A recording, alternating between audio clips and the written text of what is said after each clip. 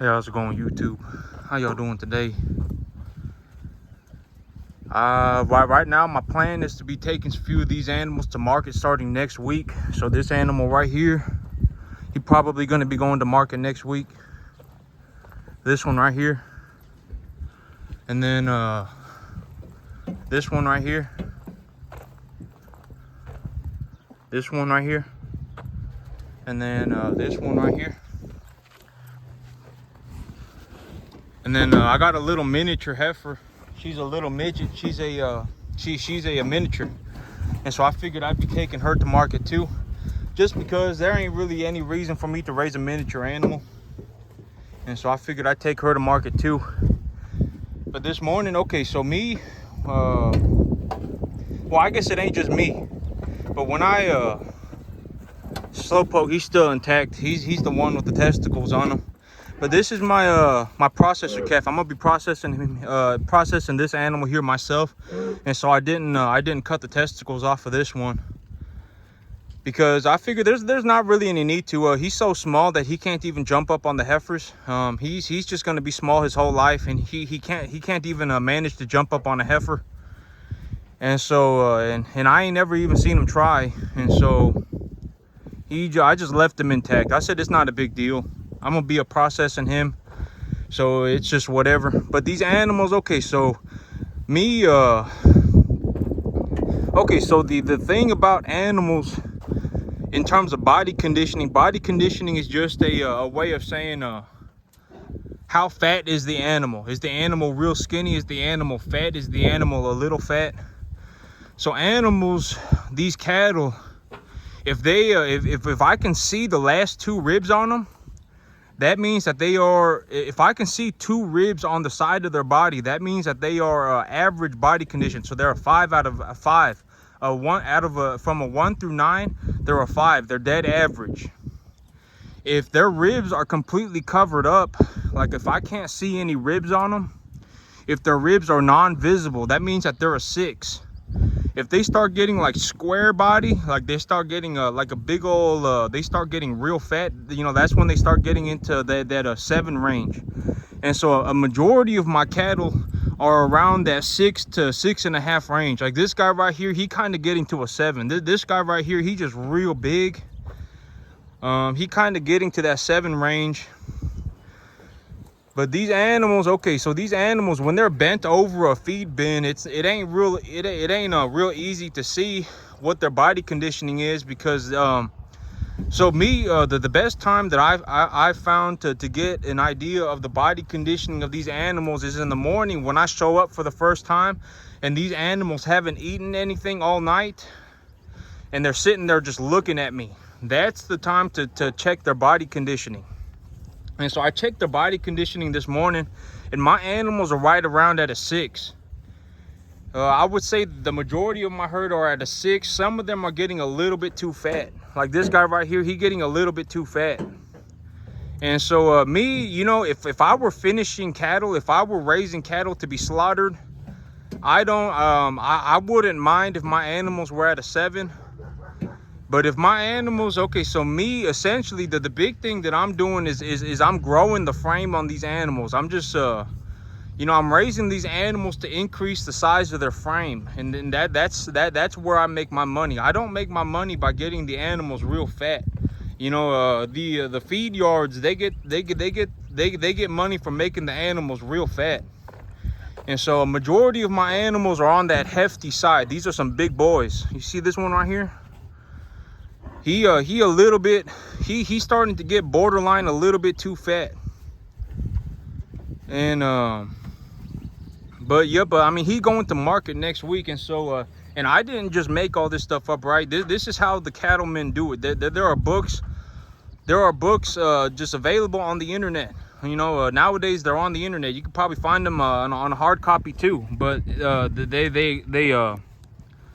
it's like a picture book, and it shows how to grade cattle, how to say this cattle is a bit too fat, how to say this cattle is like if an animal gets to an 8 or a 9, that's not good. That's real bad. Even for feed yards, I wouldn't think that that's real good. But this animal right here, you can't see any ribs on him. He just kind of smooth. He just kind of smooth all the way to the back. But this is what an animal looks like when they're about a 6. I can't see any ribs on him, and he's just kind of smooth. And so these animals, well, when I take them to market, that's how I want them to look. I want them to look a little bit smooth across the side. And so because that's what the other cattle people are going to see. The other cattlemen are going to see. They're going to see, okay, this animal, let me grade their body condition. Oh, this animal is about a 6. And so that's good. It means the animal's healthy. It probably means that the animal's eating real good too. That probably won't have any difficulties getting the animal to eat. Because if the animal's at a 6 body weight, or if the animal is at a 6 body conditioning, at a 6 weight, they probably eating a lot. They're probably eating well. And so that's also a good indicator. You see, like this guy right here, you see how I can just barely see his ribs poking out, but he's bent over the feed bin. And so this ain't a real good time to get a body but I mean, look at him. I mean, he fat. This guy right here, he fat. And so this one's about a 6. And so these animals, the best time to rate their body conditioning is in the morning, when I get out here and they haven't eaten anything and they're just looking at me, and they're standing just upright.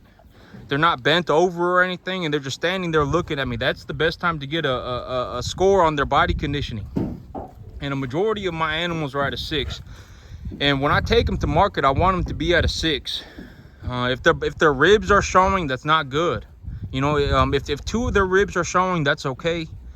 But if more than 2 of their ribs are showing, or if their arms look extremely muscular, or if their back legs look extremely muscular, like there's 0 fat on them, that's not good. And also, if I press the side of the animal, I can feel the fat. I can feel the fat on the. I can legitimately push the fat down, and I can feel the fat on this animal. And so these animals, they got a good coating of fat on them. I can actually, it's kind of yeah, these animals, when I push down on them, I can actually push their fat down. And so they got a good layer of fat on them, and they're just about ready to go to market. And so that I'm gonna start taking animals to market about next week. I got 4 animals that I've picked out, and they're gonna be going to market next week. And this animal feed, okay, so the animal feed, when it comes to animal feed, I just feed them grain because I grow my own hay. And this grain, I know a lot of people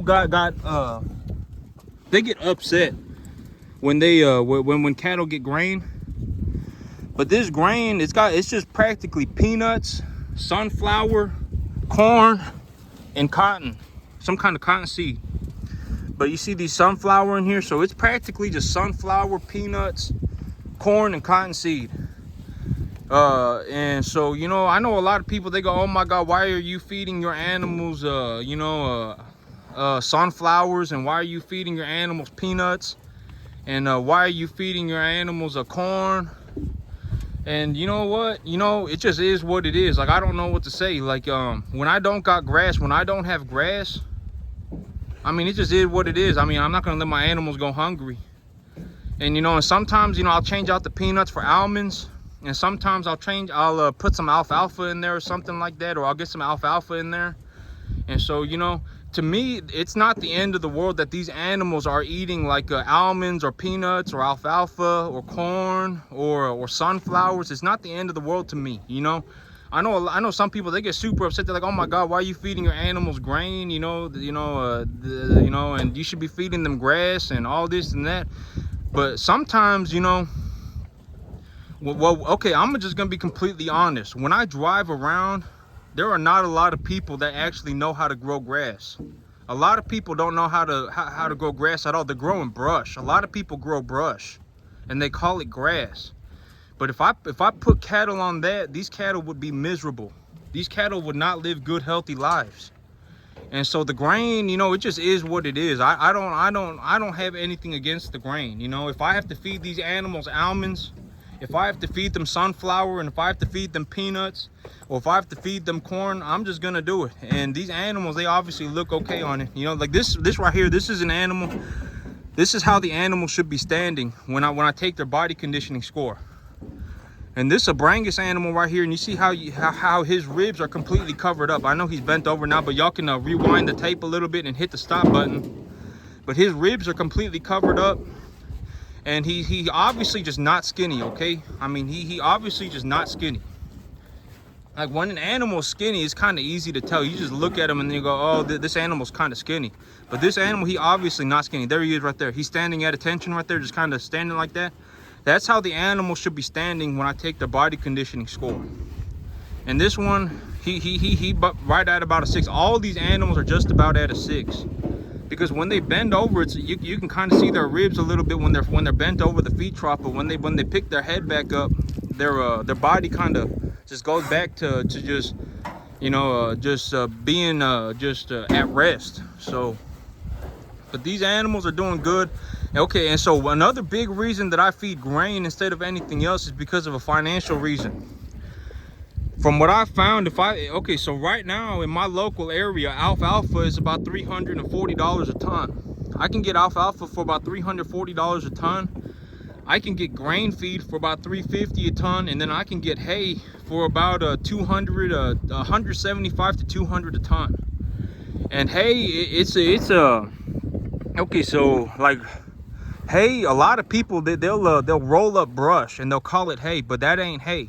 If you feed animals brush, these animals, this is another great animal standing right here. Just add attention right here. This is another good chance to take a look at the body conditioning of the animal. But you see this animal right here, this about a 6. He just about at a 6. He kind of starting to square up a little bit. He's starting to kind of take that rectangular shape. And so but these animals they're all at about a 6. I took their body conditioning this morning, record of their body conditioning this morning before I fed them. But okay, so hay is about 175 to 200 a ton. Alfalfa is about 325 to 350 a ton, and grain is 350 a ton. And if I feed hay, and like let's say I go somewhere, right, and I don't know what I'm doing, and I buy hay from somebody, but they had just rolled up a bunch of brush. If these animals chew on that brush, they could cut their mouth open like that little dingle-donger calf that I had with the abscess, and it could give them mouth infections. And also, if they're eating brush, they're not going to put any weight on it. There's really practically zero. See this animal standing upright, so you can see his ribs are completely covered up. But they're not going to really get anything from eating the brush. And so, you know, these animals, they're not going to really get any benefit from eating brush. And so even good hay, if it was Sudan grass, that'd be something else. But if it was just normal old hay, like a Bermuda grass hay or something, I mean, very few people actually know how to grow a good quality hay. Very few people. Like when I walk around and I just take a look and I drive around, most people, I mean legitimately, and I'm not being what is it, I'm not trying to be a negative Nancy or nothing, but most people, like 99 out of 100 people, they don't know how to grow hay. Even if they're baling it up, they're not growing it. They're not growing it right, and it just is what it is. But this is one of the animals that's going to market too. This is gonna be one of the animals that's going to market. This buddy right here. And so from what I've seen, it's better to feed the grain. It's better to feed the grain than it is to feed alfalfa or hay. Long story short, the way the numbers work out, and also if I feed these animals hay, right, let's say I do actually go out of my way and I find some really good quality hay. It's got a 12% protein content to it, and the hay is a good quality. They're going to throw about a third of that on the ground. About a quarter of that hay is going to get thrown on the ground when they eat it. So unless I grind the hay bale up and I put it into a feed bin for them, and I put it right in front of them so that they can't throw it on the ground, they're going to throw about a 25% of that bale on the ground. They're going to throw a lot of it on the ground. And so, you know, the way the numbers work out, it's better to feed them the grain than it is to give them alfalfa or to give them hay. That's just from what I've seen. And you know, the hay, when I grow it myself, I can see the quality of the hay before I feed it to them. And so that's why I grow my own hay. If I didn't grow my own grass, I couldn't do this, because it would just cost, like, I can't do this year round. It just costs way too much money. And if there's a drought and the cost of cattle fall and the price of feed goes up, I would be bleeding money. But you know, if I feed these animals grass for 8 months out of the year as a majority of their feed, you know, I don't spend hardly any money, and I can raise about 5-6 animals an acre. And so, you know, it just is what it is. You know, these animals, you know, is it really that good for them to be eating a whole bunch of sunflower seeds and a whole bunch of peanuts and a whole bunch of corn? Who knows? You know, all I know is that these animals, they will eat it. You know, is it good for them to eat a whole bunch of cottonseed? Who knows? You know, but and you know, and alfalfa and stuff like that, and almonds, you know, is it good for them to eat that stuff? Is it, you know, in all honesty, it's better for them to eat that stuff than it is for them to go hungry. That's what I think. Because if I didn't have that stuff right now, I'd either have to be feeding them a junk quality feed, or a lower quality feed, or I just feed them grain. I mean, I mean, I don't got any grass. I've got less than an inch of rain in the last month. And so, yep, I mean, you know, if I had rain and I had grass, I wouldn't be feeding them near as much grain. I'd be feeding them about 1/3 of the grain that I'm feeding them right now, maybe even less. And so, yep, but I don't got any rain, and I can't make it rain, you know. So, yep, it is what it is. But, yep, I would rather feed grain than alfalfa or hay. You know, if I had to, I would feed alfalfa over before I fed hay. So that's unless I grow the hay here myself. If I grow the hay here myself and I know the quality of the hay, then I would prefer to feed the hay or the fresh grass before anything else. This is another animal standing at attention. That's another 6 right there. That animal's a 6 right there. All her ribs are covered up. She a little bit fat. And so, yep, these animals are doing good. I'm gonna start taking animals to the market next week. But that's it for me today, YouTube. Y'all have a good one.